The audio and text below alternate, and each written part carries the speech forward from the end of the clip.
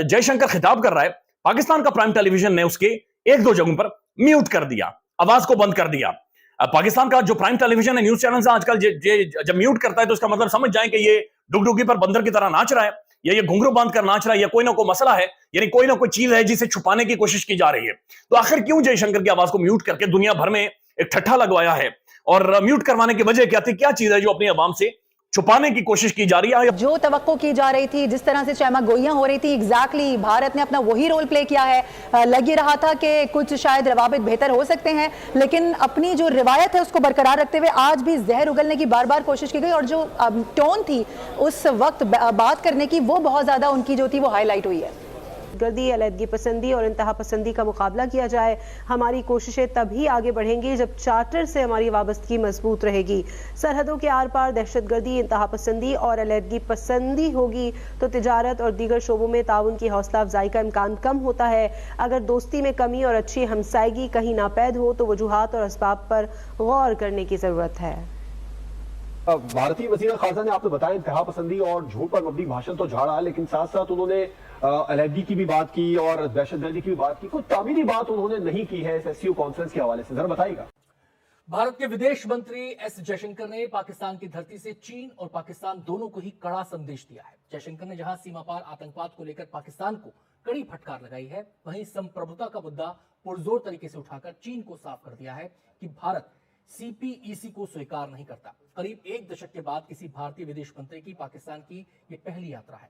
SCO शिखर सम्मेलन में जयशंकर ने पाकिस्तान और चीन का बिना नाम लिए उन्हें धो डाला। उन्होंने कहा कि एससीओ में सहयोग आपसी सम्मान और संप्रभु समानता पर आधारित होना चाहिए।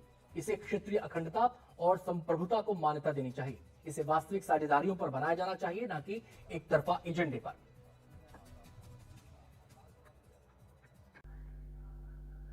हाय, इंडिया फनी बोन्स के एक नए वीडियो में आपका स्वागत है। तो आज की ये खबर है कि एस जयशंकर जो कि हमारे विदेश मंत्री है भारत के, वो पाकिस्तान में एससीओ मीटिंग में गए हैं भारत के विदेश मंत्री होने के नाते। वहाँ पर वो जब सम्मेलन में भाग ले रहे थे और अपना भाषण दे रहे थे, तो उनको वो जो भी बोल रहे थे मीडिया ने वहाँ की वो म्यूट कर दिया था उनको। वो क्या बोल रहे हैं नहीं बोल रहे हैं ये ताकि लोगों को पता नहीं चले। सोचिए ये कितनी बड़ी बात हो गई किसी भी देश के लिए कि उसके विदेश मंत्री जो कि कुछ बोल रहे हैं, न्यूज़ को संबोधन कर रहे हैं, वहाँ के सम्मेलन को संबोधन कर रहे हैं, उसको बोलने के बाद न्यूज़ चैनल वाले उसके न्यूज़ को म्यूट कर रहे हैं। हालांकि ये उनकी बस की बात नहीं है कि न्यूज़ चैनल वाले ये अपने से करें। वहाँ की गवर्नमेंट ने उन्हें ये ऐसा करने के लिए कहा होगा। हालांकि एस जयशंकर ने अपने ट्विटर अकाउंट से ये बता दिया है कि उन्होंने वहाँ पर क्या क्या बोला था। टेरिटोरियल इंटीग्रिटी, क्षेत्रीय अखंडता और आतंकवाद के बारे में उन्होंने बोला है। तो इसी बात को लेकर पूरी पाकिस्तान मीडिया बिलबिलाया हुआ है। उनके समझ में नहीं आ रहा है कि वो क्या बोलें। पाकिस्तान में एस जयशंकर घुस के उन्हीं को सुना रहा है कि कैसे क्षेत्रीय अखंडता के बारे में वो सम्मान नहीं कर रहे हैं। भारत में जो भारत का जो क्षेत्रीय अखंडता है, जो कि जम्मू कश्मीर में आप जानते ही हैं, वहाँ पर बहुत बड़े क्षेत्र को पाकिस्तान ने ऑक्यूपाई किया हुआ है 1947 से ही, और वहाँ से सीपेक भी गुजर रहा है। इसी को लेके चीन भी ये क्षेत्रीय अखंडता के बारे में सम्मान नहीं कर रहा है। यही इसी कारण भारत सीपेक में सदस्य नहीं है, और इसी को लेकर चीन को भी समझ में आ गया होगा कि भारत क्या कर सकता है। भारत चाइना में घुस के वहाँ पर अक्साई चीन में जो किया था भारत ने, वो तो समझ में आ गया होगा चाइना को। और अब शंघाई कॉरपोरेशन ऑर्गेनाइजेशन में जो सम्मेलन हो रहा है, वहाँ पर पाकिस्तान में भारत ने जो भी कहा होगा उन्हें आसानी से समझ में आ गया है, इसीलिए म्यूट कर दिया। और चूँकि आप भारत के लोगों को ये पता चल चुका है कि कैसे हमारे विदेश मंत्री ने उन्हें बेइज्जत किया है, आइए ये वीडियो देखते हैं और अंत में बात करेंगे। जो तवक्को की जा रही थी, जिस तरह से चहमा गोइयां हो रही थी, एग्जैक्टली भारत ने अपना वही रोल प्ले किया है। लग ही रहा था कि कुछ शायद रवाबित बेहतर हो सकते हैं, लेकिन अपनी जो रिवायत है उसको बरकरार रखते हुए आज भी जहर उगलने की बार बार कोशिश की गई, और जो टोन थी उस वक्त बात करने की, वो बहुत ज्यादा उनकी जो थी वो हाईलाइट हुई है। जयशंकर है डिफरेंट, बड़ा सख्त इनका मुसलमाना रवैया है, और इसके बाद इन्होंने अब जिस तरीके से बॉडी लैंग्वेज थी वो भी उनकी बहुत अग्रेसिव थी। और फिर उन्होंने दहशतगर्दी की बात की, अलहदगी पसंदी की बात की। मतलब जाहिर है कि ये पाकिस्तान को इनडायरेक्टली कह रहा है, लेकिन पाकिस्तान ने इस तक कोई बात नहीं की है, बल्कि बड़ी बैलेंस से स्पीच की। और मैं एक्सपेक्ट कर रहा था कि जयशंकर से कुछ भी एक्सपेक्ट कर सकते हैं, कोई बात कर सकते हैं, ज़हर उगलने से बाज नहीं आते हैं। जिस तरीके से ये मिलते हैं, और ये पाकिस्तान के खिलाफ जब बिलावल भुट्टो गए थे SCO में इंडिया में, तो वहाँ भी उन्होंने प्रेस कॉन्फ्रेंस पाकिस्तान के खिलाफ बहुत बातें की थी। और ये आई थिंक ये बहुत ही एक अफसोसनाक बात है, लेकिन I think we were expecting, और पाकिस्तान ने बहुत एक्सपेक्ट किया। अफगानिस्तान में बात की, अफगानिस्तान में टेररिज्म की बात की, बट पाकिस्तान नेवर मेंशन कि अपने नेबर्स के बारे में बात नहीं की, इंडिया के बारे में बात नहीं की। हालांकि दुनिया को समझ आ गई होगी कि अफगानिस्तान में दहशतगर्दी कौन करवा रहा है। के सरबराहान ने खिताब किया, और उसके अंदर इंडियन जो वज़ीर हैं बराए एक्सटर्नल अफेयर्स जयशंकर, वो पाकिस्तान में मौजूद हैं। उन्होंने अपने मुल्क की नुमाइंदगी की और यहाँ पर उन्होंने खिताब किया। यहाँ पर मैं मेंशन करूँगा उनके खिताब का, जिसमें उन्होंने एक तरह से मैं ये समझता हूँ कि SCO के जो फोरम है उसकी नॉर्म्स की खिलाफ वर्जी की। उन्होंने बायलैटरल इशूज़ को रेज़ करने की कोशिश की। उन्होंने पाकिस्तान का नाम तो नहीं लिया, लेकिन नाम नहाज सो कॉल्ड बॉर्डर टेररिज्म की बात की। उनका कहना था कि ऐसी चीज़ों की मौजूदगी के अंदर जो रवाबित हैं, ताल्लुकात हैं, वो नॉर्मल नहीं हो सकते, वो फ़रोग नहीं पा सकते। तो जयशंकर ने इस किस्म का एक तरह से वंस अगेन जहरीला किस्म का खिताब करने की कोशिश की। लेकिन भारतीय वज़ीर ख़ारजा ने आपने बताया इंतहा पसंदी और झूठ पर मबनी भाषण तो झाड़ा, लेकिन साथ साथ उन्होंने अलहदगी की भी बात की और दहशतगर्दी की भी बात की। कुछ तामीरी बात उन्होंने नहीं की है इस SCO कॉन्फ्रेंस के हवाले से, ज़रा बताइएगा।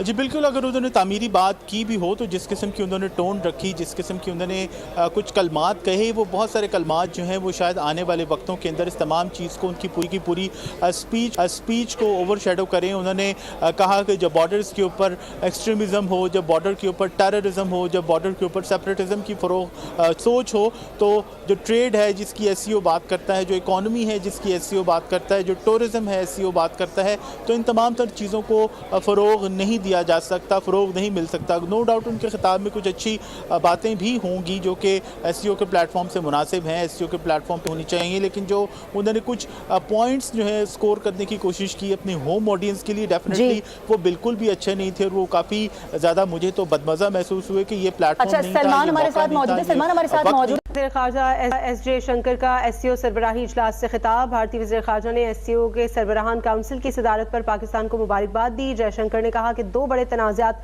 चल रहे हैं, हर एक के अपने आलमी असरात हैं। कोरोना ने तरक्की पजीर ममालिक में बहुत से लोगों को बुरी तरह तबाह किया। SCO को इन चैलेंजेस का जवाब देना चाहिए। SCO का चार्टर वाज़े है कि दहशतगर्दी, अलहदगी पसंदी और इंतहा पसंदी का मुकाबला किया जाए। हमारी कोशिशें तभी आगे बढ़ेंगी जब चार्टर से हमारी वाबस्तगी मजबूत रहेगी।